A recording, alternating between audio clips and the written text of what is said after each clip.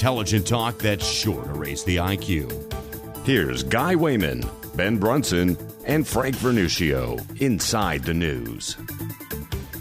Welcome back to Inside the News, and this is not our election trail segment, and we've said that before, but there's a lot on the table, and we're going to talk about economics in this segment, and glad that you are with us on Inside the News, whether you're a radio affiliate, AUN TV, our good friends out there, and Rick Trader, and then also on YouTube, and make sure that you subscribe, hit the subscribe button, hit the like button, put the thumbs up, and then with the bell. Frank Vernuccio, he's in the top left of the corner, and Ben Brunson at the bottom middle. My name's Guy Wehman. I'm in the top right. And it's just the way that Zoom has set us up, so it wasn't any predetermined way there. Okay, Ben, economics. There's a lot going on with the economic impact of what the next 2 years will bring, the next 4 years will bring. We don't know what's going to be down the road 12 months from now, but you, being an economist by your very nature and your training here, kind of give us some insights. Well, the one thing we can expect and predict quite easily, I think, is that the Obama wet blanket, which was thrown over this economy for 8 years, is back. So we will have a wet blanket thrown on this economy, and we're going to go back to the 2% GDP growth numbers, if we're lucky, of the Obama years, as opposed to the accelerated growth numbers of the Trump years. So you're already talking about big tax increases coming. Ironically, if they undo the Trump tax cut, the Trump tax cut was a cut on taxes for the middle class and working class, funded by a tax increase on the wealthy, especially wealthy who live in blue states. The SALT limitation was a major impact on that.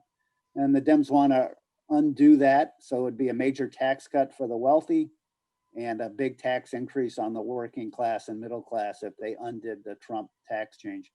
From an economic perspective, macro perspective, the big issue is, where's inflation? When does it come? We have closing in on 28 trillion of debt. We've been on a spending spree like none other since World War II in the last year or so.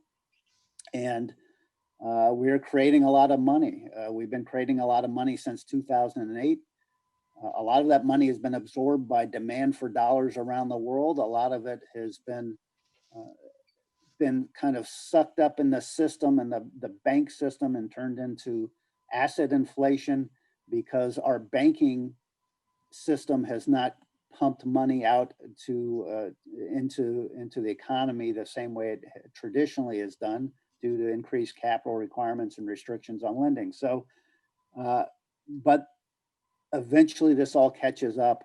We will see a return of significant inflation in this country, because it is inevitable given the money creation and the fact that the world cannot absorb our excess dollars forever. And so that's on the agenda in the not too distant future. And that's a bipartisan issue. Trump was no better than the Democrats at that.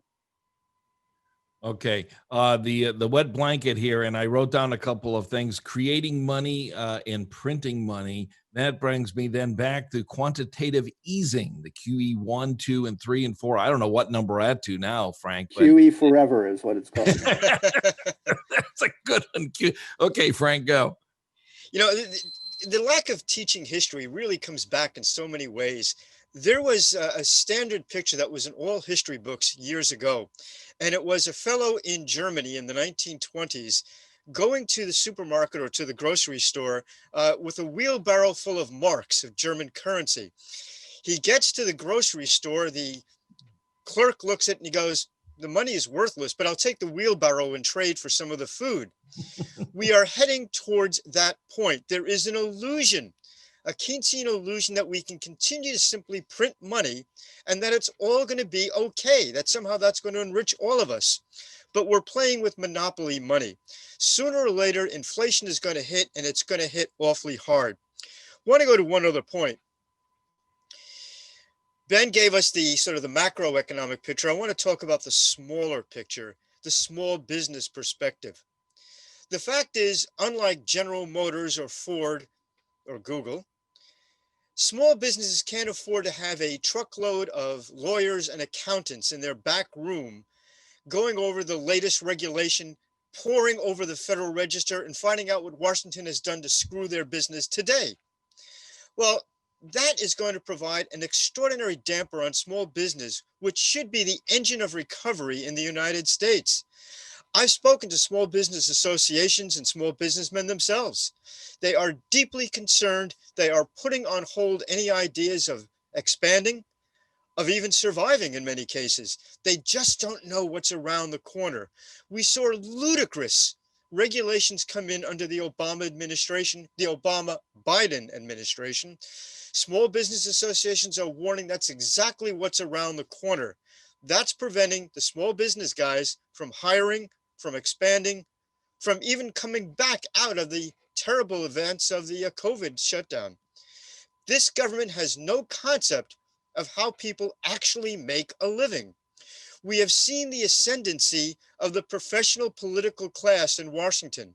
There was a brief interlude when a businessman was president of the United States. The economy boomed. But now that the professional, lifelong bureaucrats are back in power, at a time when the economy has already been challenged because of COVID, you're looking at a potentially serious downturn in the economy that we might have a very hard time recovering from. I like that small business perspective. And Ben, you can kind of identify with that when you study the economics. You looked at the macro, he looked at the micro, but with COVID and now with a new administration coming in, it's like the double whammy. Well, that is the wet blanket, and Frank said it well. That regulatory impact, that constant fear that business people have of what is coming down the pike tomorrow. What do I need? What letter or inspector is going to show up in my mailbox or outside my front door with a new demand about money that I have to spend that I don't have, that I have to find somewhere, I have to borrow to invest in this or that, or upgrade this or that access point to my building. I mean, this is the issue. And the Trump administration was almost singularly focused on cutting that type of regulatory overreach, which is completely out of control and has been for the last 25, 30 years in Washington, and accelerating ever faster. We got a reprieve for 4 years. The economy reacted quite strongly to that. And now we're back into those black days of economic overreach. And you can't say it better than to state what Frank said. The bureaucrats who run all this have no clue. The Anthony Fauci's of the world, who gets his income check regardless of whatever happens, whatever policy he puts in place, have no clue the pain and suffering and the reality of average people out there and what happens when their life savings and investment gets wiped out. But that's happening to millions of Americans. The cancel culture movement, we're going to talk a little bit about that, and we're going to be talking about the EU Brexit deal and what can happen with that. We've got a lot more on the docket, plus the media. They're trying to cancel out, whether it's social media or even mainstream media or cable media, any opposition to their voice, they want to eliminate. Does that sound very much familiar of what happened in the 20s and 30s of the 1900s? Boy, 1900s, that sounds like years ago, doesn't it? We'll be back. You're listening to Wehman, Brunson, and Vernuccio, Inside the News.